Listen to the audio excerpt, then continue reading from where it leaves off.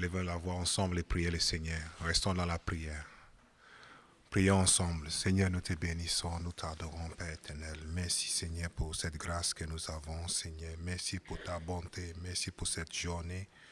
Merci pour cette semaine que tu nous as apportée, Père éternel. Que ton nom soit béni, Seigneur. Merci pour ce privilège que nous avons de venir, Seigneur, devant toi, Seigneur, de te louer, de t'adorer, de prier ton nom, de se réjouir de cette communion que nous avons dans ta présence. Bénis, Seigneur, ce soir, Seigneur, nos temps ensemble. Bénis, Seigneur, cette parole, Seigneur, qu'il soit une bénédiction pour nous tous, Père éternel. Que ton nom seul soit béni, Seigneur. Merci pour ta présence parmi nous. Merci pour ton esprit qui nous renouvelle encore. Béni soit toi, Père de grâce. Béni soit toi, Seigneur. Alléluia. Béni soit toi, Seigneur. Nous te bénissons, nous t'adorons, nous t'élevons, nous te glorifions. Toi seul es digne, Seigneur. Tu es digne, Père éternel. Amen. Merci, Seigneur. Gloire à Jésus. Alléluia. Alléluia. Alléluia. Amen. Ce soir, nous allons continuer à regarder les textes qu'on a vus dimanche.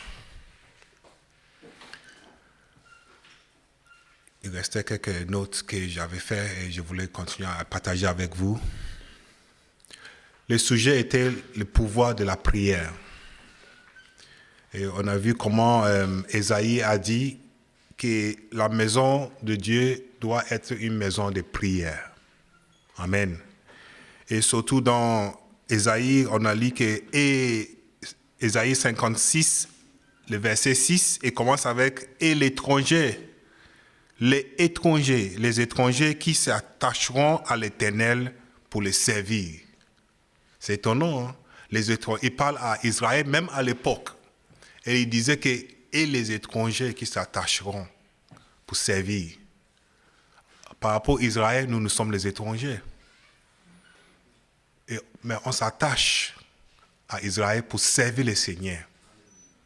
Amen. Et à la fin, ils disent qu'il faut que nous sachions que sa maison doit être une maison de prière. De prière. Quand on vient ensemble, notre objet primordial, c'est la prière. Amen.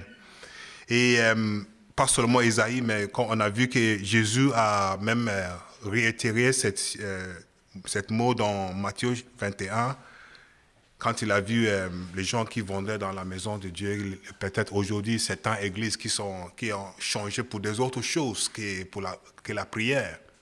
Peut-être Jésus peut nous dire encore aujourd'hui que ma maison doit être une maison de prière. Amen. Et on a pris l'exemple de la vie d'Anne, cette dame très précieuse les yeux de Dieu. Elle a vu comment elle a prié. Et on a vu qu'elle avait cette rivale qui les emportait. Et la parole de Dieu nous dit elle a prié, et Dieu a répondu à sa prière. Et j'ai attiré vos attentions sur le fait que les rivales d'Anne, elle avait des filles et des fils. Ça veut dire, c'était des années qu'Anne attendait un enfant. Amen. Donc, ça peut aussi nous parler que la prière, il y a un pouvoir dans la prière. Mais quand nous prions, ce que nous cherchons peut-être ne vient pas tout de suite. Hein. C'est Dieu qui décide. Amen. Et puis, on a passé au sujet les disciples de Jésus qui, un jour, après avoir observé Jésus pendant ces 30 ans, ils ont venu, ils ont dit, Seigneur, enseigne-nous, montre-nous, teach us to pray. Seigneur, enseigne-nous comment prier. Amen. Et à partir de là, j'ai attiré vos attentions sur tout ce que Jésus, pas tout, mais certains versets importants, là où Jésus parlait de la prière. On a vu comment Jésus disait que même si vous avez entendu avant que vous devez haïr vos ennemis et prier pour ceux que vous aimez, Jésus dit, moi, je vous demande de prier pour vos ennemis. Donc la première chose qu'on a vue, c'est que si nous voulons prier comme Jésus, nous voulons commencer à prier même pour ceux qui nous haïssent, même ceux qui nous nous donnent beaucoup de problèmes, même ceux qui on ne veut même pas voir dans nos vies, on ne veut même pas penser. Les gens qui nous ont blessés dans le cœur. Jésus dit, il faut prier même pour eux. Amen. Priez pour vos ennemis. Jésus nous a dit dans le livre de Matthieu chapitre 5. Et puis, on a vu comment ce sujet numéro 2, la prière en privé, numéro 3, la prière ensemble, numéro 4, comment prier, comme Jésus nous a montré dans Matthieu chapitre 6, à partir du verset 9, le modèle de la prière. Dieu nous a donné ce modèle que nous pouvons suivre. Ce n'est pas quelque chose, comme je disais, ce n'est pas quelque chose à répéter, mais c'est un modèle qu'on peut baser sur pour prier. Amen. Et là aussi, il y a aussi le Matthieu chapitre 7, verset 7, que Jésus nous a dit, demande, dans vos prières, vous avez le droit de demander. Demande. C'est Jésus même qui l'a dit. Et après, le 6e, on a vu comment c'est important aussi, après avoir prié en privé, c'est important aussi de prier ensemble. Amen. Donc la prière, ce n'est pas seulement chez moi, mais aussi la prière, c'est important pour que les Satan viennent ensemble et proclamer le nom de Dieu. Et Jésus même l'a dit, et on aime bien répéter qu'il a dit, là où 2 ou 3 sont s'accorder, n'est-ce pas? Voilà, c'est important de venir ensemble pour prier. Et celle-là, ce n'est pas seulement 200 ou 300. Parfois, on est 2 ou on est 3. Et parfois, on est des centaines. Mais toujours, ce groupe de gens qui viennent ensemble s'accorder. Et puis, on voit, 7e, prier avec une foi fervente.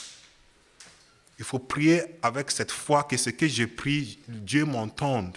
Et il est en train de faire quelque chose pour moi. Ce point est tellement important parce que la parole de Dieu nous dit, celui qui vient à Dieu doit croire dans son cœur que Dieu existe. Amen. On ne priait pas juste pour prier, mais on prie avec cette confiance, cette persévérance du cœur. Même si pour certaines années, je ne vois pas ce que je demande, j'ai toujours cette foi, j'ai toujours cette force de continuer à croire et à continuer à prier le Seigneur. Amen. Donc, c'est important de persévérer dans la prière. Et puis, on a vu comment la prière peut nous protéger. C'est là où on a arrêté dimanche. Quand on prie, même si on a des choses, parfois, on ne prie pas que Dieu nous protège, mais celui qui reste toujours dans la prière, il a cette protection autour de lui. Même s'il ne le demande pas. Vous savez, Jésus a dit à ses disciples, veillez et priez. Veillez et priez afin que vous ne tombiez pas dans la tentation. Amen. L'esprit est bon dans nos cœurs. Parfois, on n'y pense même pas. Mais le corps, il est faible. Il est facile à tomber dans toutes sortes de choses. Donc, la parole de Dieu nous dit, veillez et priez. Que la prière soit une partie de nos vies. Même si un jour, Dieu bénisse, qu'on n'a rien à demander, il faut continuer à prier. Amen. Vous voyez un peu la vie de Daniel. Depuis qu'il était tout petit, Daniel, il a renoncé de louer un faux Dieu. La parole de Dieu dit, Dieu l'a élevé jusqu'à Daniel a servi dans 2 différents empires. 2 différents, autant que ministère à l'époque. Il avait une position qu'on ne peut pas imaginer aujourd'hui. Mais quelque chose restait toujours unique avec Daniel. La parole de Dieu nous dit, il priait 3 fois par jour. Qu'est-ce que Daniel a besoin encore devant le Seigneur? C'est un ministre, il avait des servantes, il avait un bon salaire. Il ne devait pas aller jusqu'à Luxembourg, tu fais le travail. Chez lui-même, il était bien payé. Amen. Mais il priait 3 fois par jour. Il cherchait la face de Dieu. Jusqu'à là où même un décrit est fait que personne ne doit prier. Qu'est-ce qu'il a fait? Mais il a prié encore. La prière doit être partie de nos vies, frères et sœurs. Amen. Quand ça va bien et quand ça va mal, nous devons continuer à prier le Seigneur. Alléluia. Et c'est cette chose que nous venons de voir.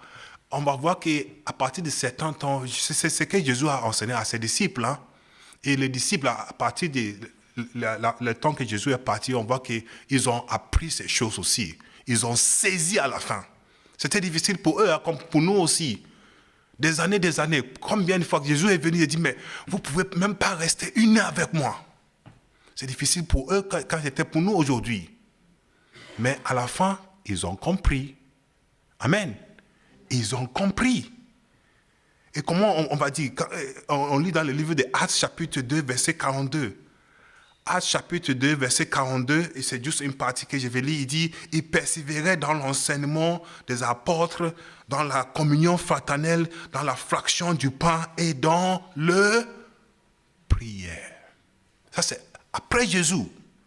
Jésus les a quittés, mais maintenant ils persévéraient toutes seules dans la prière. Nous savons que quand nous commençons à persévérer dans la prière, il y a beaucoup de distractions qui peuvent nous attendre. Hein? Beaucoup de distractions. Voyons, pas loin, toujours dans la vie des disciples. Actes chapitre 6, regardons le verset 3.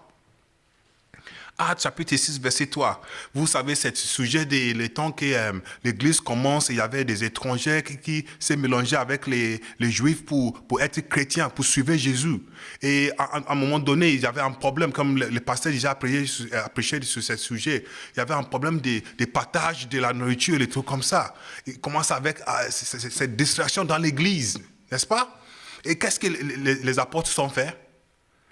Ils ont dit, c'est pourquoi, frères, choisis parmi vous 7 hommes, de quoi l'on rende bon témoignage, qui soient pleins de l'esprit et de sagesse, et qui nous chargeons de cet emploi. Et verset 4, et nous continuerons à nous appliquer à quoi? À la prière. Il ne se fait pas laisser distracter par des choses du monde. Il y aura des distractions toujours. Et parfois, ça va nous attirer, ça va nous ramener loin. Quelqu'un qui avait une très bonne vie de prière. Et les choses vont arriver dans nos vies. On commence à sauter des prières, à rester à la maison, à regarder des séries, commencer à faire des choses qui vont nous amener loin. Soyons attentifs, frères et sœurs. Les apôtres pouvaient dire, ben oui, il y a un problème. On va arrêter de prier maintenant. On va distribuer la nourriture. Amen. Et puis encore, on voit dans le livre de Luc chapitre 10, voilà la destruction. Ne vous laissez pas entraîner par des tâches insignificantes. Luc chapitre 10, verset 41. C'est Jésus qui est en train de prêcher dans la maison de Marthe et Marie. Vous savez bien cette histoire. Le Seigneur lui répondait à Marthe, Marthe, tu t'inquiètes et tu t'agites pour beaucoup de choses. Mais une chose est nécessaire. Une chose seule est nécessaire. Il y a plein de choses qu'on peut faire, frères et sœurs. À un moment donné, il y a beaucoup de choses qu'on peut faire. Mais que Dieu nous fait grâce que ce que nous faisons soit celui qui est nécessaire. Amen. Entre 19h30 et 21h, il y a plein de choses qu'on peut faire un jeudi soir. Mais que Dieu nous fait grâce. Jésus dit, une chose est nécessaire. Ces gens ont choisi ces choses. On ne peut pas les enlever de eux. Le temps, c'est comme j'ai dit, la prière peut-être, on peut l'imaginer comme mettre l'argent à la banque depuis que tu es né. Si tu mets même 1 euro à la banque chaque mois, c'est un temps de construction. On construit une relation avec Dieu. Une relation qui grandisse, qui explode. Des petits Daniel jusqu'à le ministère. Amen. C'est quelque chose qu'on doit grandir avec.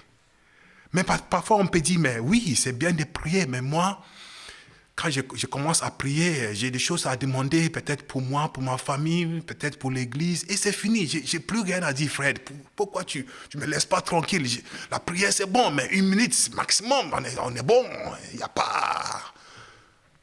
Donc, j'ai pris un peu de temps pour regarder ce que la Bible dit sur la prière. La Bible présente souvent la prière non seulement comme une demande faite à Dieu, mais aussi, numéro 1, c'est on vient vers le Seigneur avec révérence.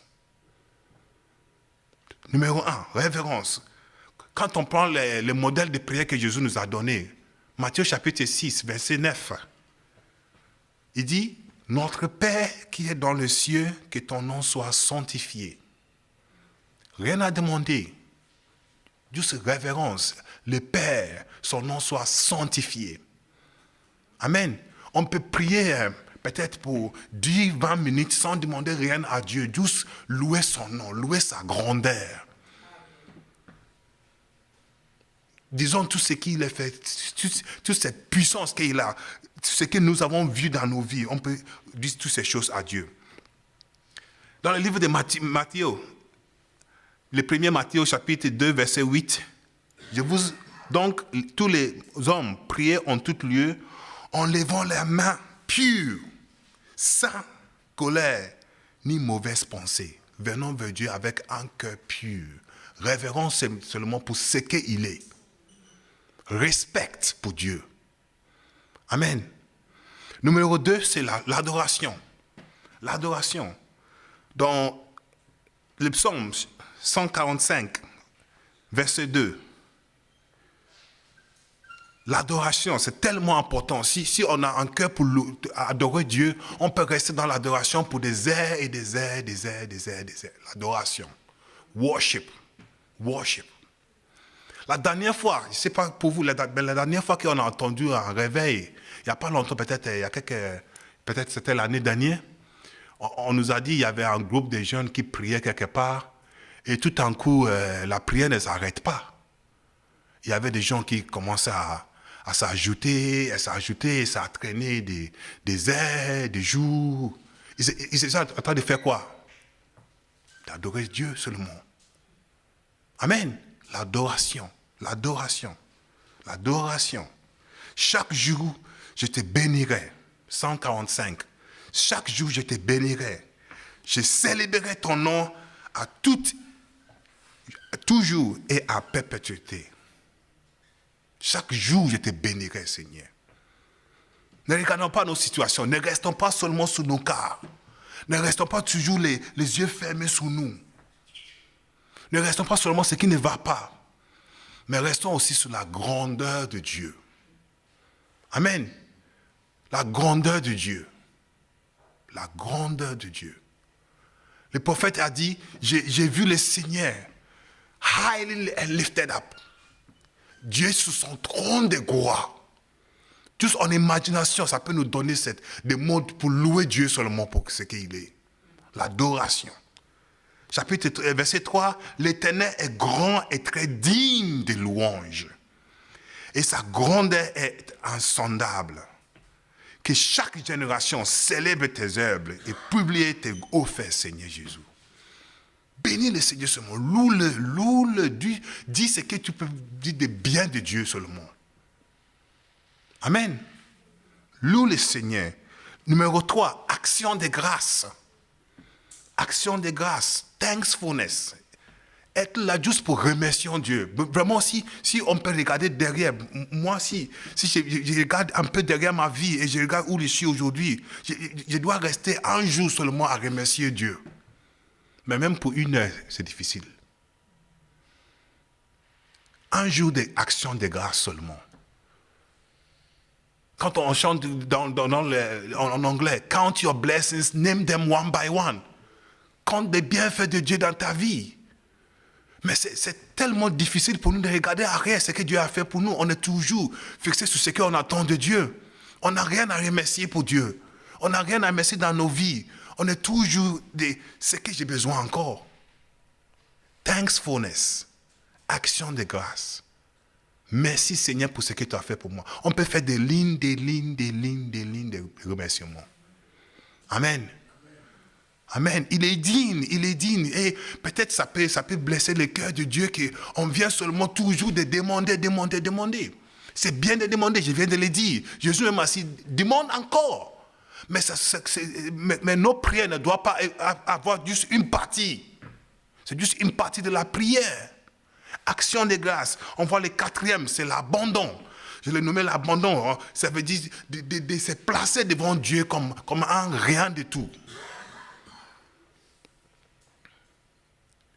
Amen. Ésaïe a dit, je suis maudit parce que mes yeux sont vus le Dieu très haut. Il s'est soumis. Dieu dit, viens, je te montre comment je suis. Comme ça, tu peux aller prononcer ma parole. Il a vu, au lieu d'aller prononcer la parole de Dieu, il s'est couché par terre. Il commence à crier, je suis maudit, moi. Je suis maudit. Il dit, non, tu n'es pas maudit. Lève-toi. Quand on vient à Dieu, il faut qu'on se soumette on se place dans ses mains. On n'est pas là pour commander, pour faire on n'est pas à KFC pour juste faire une commande et aller s'asseoir, attendre qu'on nous sert. Notre prière est devenue un peu comme ça. C'est toujours la demande. On attend au Seigneur. J'ai les doigts, les jambes croisées. J'attends. Fais vite. Hein. Sinon, je pleure. Hein. Sinon, Dieu ne m'aime pas. Hein. C'est comme un enfant. Il commence à pleurer. Non. Non. À la fin de notre prière, notre prière doit avoir cette partie de l'abandon, de soumission, de la volonté de Dieu. Romains chapitre 12, verset 1. Je vous exhorte donc, frères, par la compassion de Dieu, à offrir vos corps comme un sacrifice vivant. Sacrifice vivant. Vous savez, les sacrifices, quand c'est placé sur l'autel, soit c'est un bélier, soit c'est un singe. Non, il ne sacrifie pas des singes. Mais peu importe ce qui est sur l'autel, ça ne parle plus. Hein. C'est mort, c'est sacrifié, c'est coupé en pièces. Et Paul dit à Romains, présentez vos corps autant que... On dit, oui Seigneur, je te donne tout. Je me sacrifie. Mais on devient des morts vivants. Parce qu'on dit, je m'abandonne, mais après les yeux sont ouverts, je dis, attends, toi. T'es mort ou t'es vivant? Un sacrifice vivant. Un sacrifice ne peut pas parler un mot, ne peut pas dire un mot. On est là, Seigneur, j'attends seulement ce que tu me donnes. Amen. Ça ne dit pas qu'on persévère de tout ce que nous faisons. Mais le pouvoir, on accorde que ça vient de Dieu. Amen. Ça vient de Dieu. Sacrifice vivant. Agréé à Dieu. Ce qui sera de votre part un culte raisonnable. Raisonnable. Encore, Jérémie va dire, Jérémie chapitre 10, verset 23.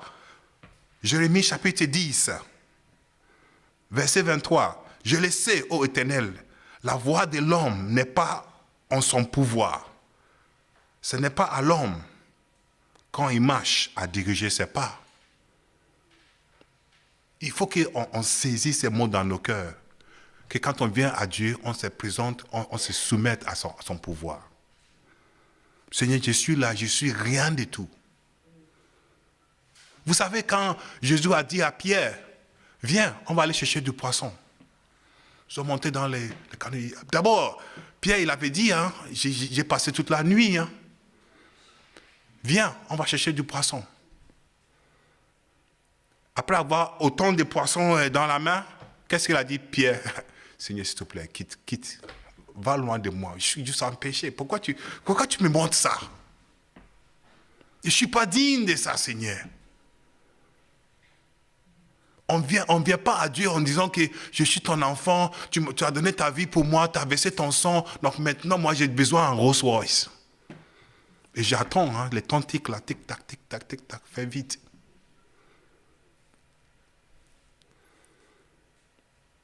Sacrifice vivant, soumettre au pouvoir de Dieu. Et la dernière chose que j'ai notée, verset 5, c'est la communion avec Dieu.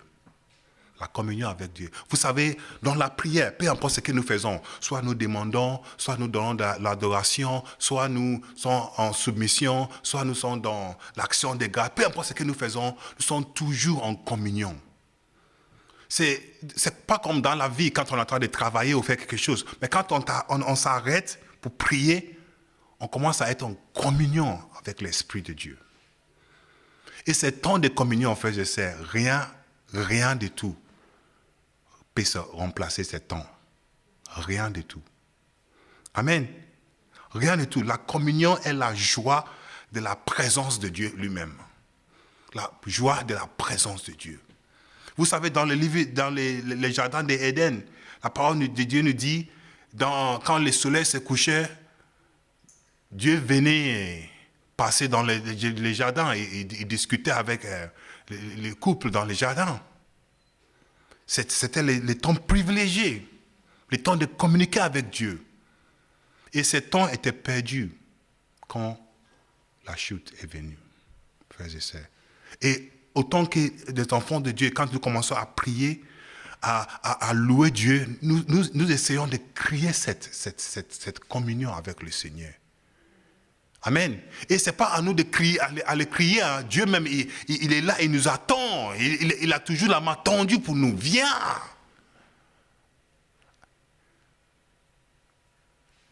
Il dit, la communion avec le Seigneur. La communion est une rencontre avec Dieu.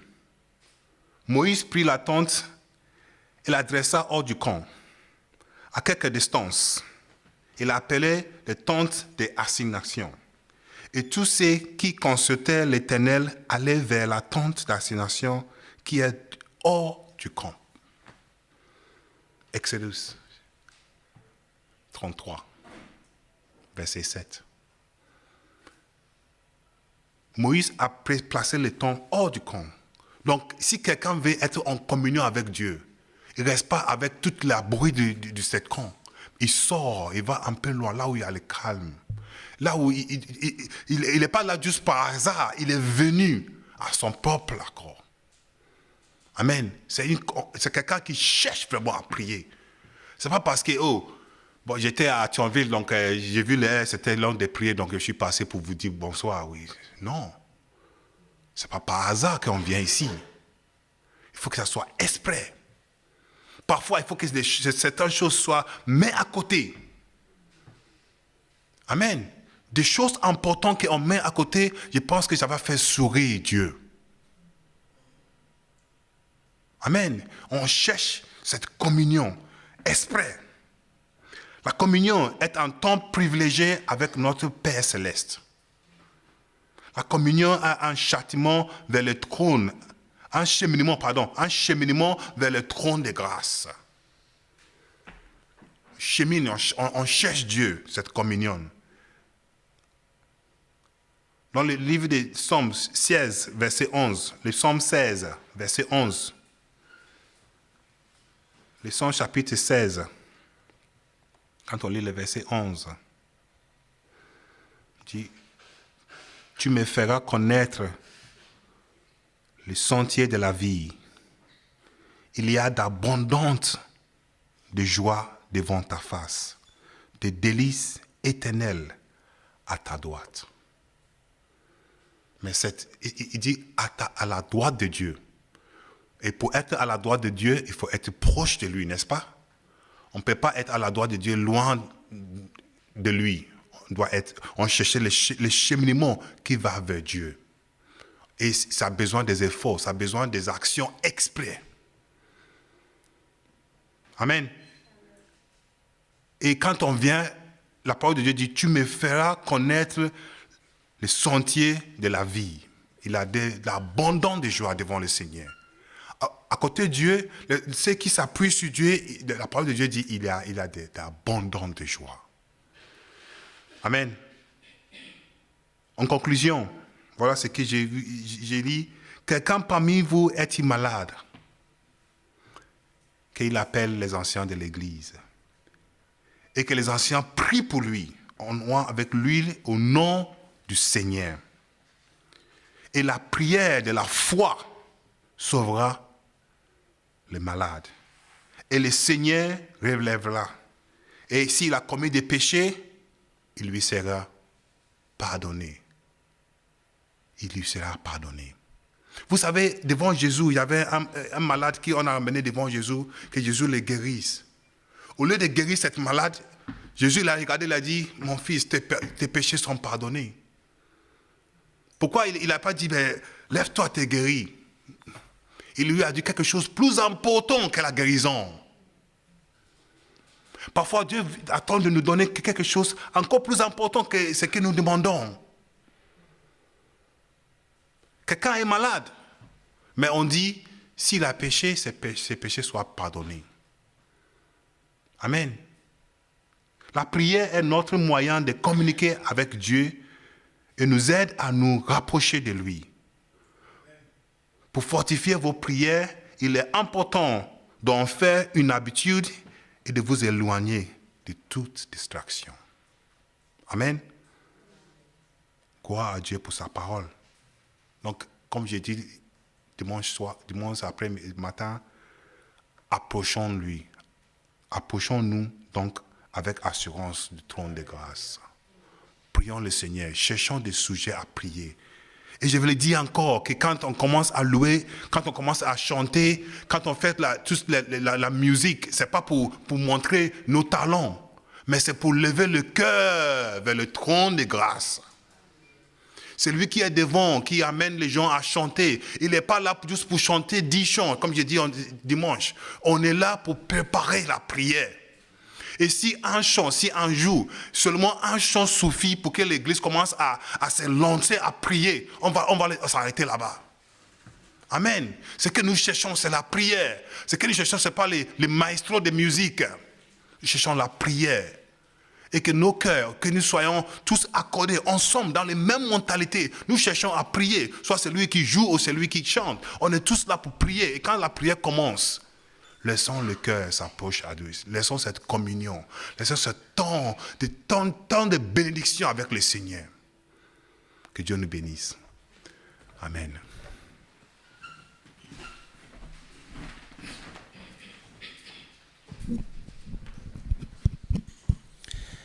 Béni soit le Seigneur. On remercie le Seigneur pour sa parole. Nous voulons en effet persévérer dans la prière. Y a-t-il des sujets de prière que vous souhaiteriez partager en dehors des sujets que nous connaissons? Oui, Myriam. Pour le docteur Sommer à qui j'ai témoigné, ça fait plusieurs fois que je vais chez ce docteur, et nos consultations tournent plutôt au témoignage. Je lui ai offert une Bible donc vendredi. Ça lui a arrivé à avoir de belles larmes aux yeux. J'aimerais qu'on prie pour elle pour qu'elle se dirige vers l'église. Je vais donner l'adresse de la DD de Metz. Ça fait quelque temps qu'elle me dit qu'elle va y aller. Elle n'y est toujours pas allée. Elle a des petits soucis aussi avec ses enfants. Donc elle cherche le Seigneur et voilà, c'est le docteur Sommer. Donc on prie pour cette personne, que le Seigneur touche son cœur. Y a-t-il d'autres sujets de prière? Et aussi, j'ai eu un entretien hier qui s'est bien passé. Maintenant, je ne suis pas la seule en liste. C'est le poste rêvé pour moi. Nous allons prier que le Seigneur fasse grâce au niveau de cet emploi. Dans la recherche d'emploi, que le Seigneur fasse grâce. Puis on pense à tous nos frères et sœurs qui sont dans cette même démarche. Que le Seigneur ouvre des portes. On va prier le Seigneur, on va demander sa grâce. Pascal, si tu veux bien nous introduire.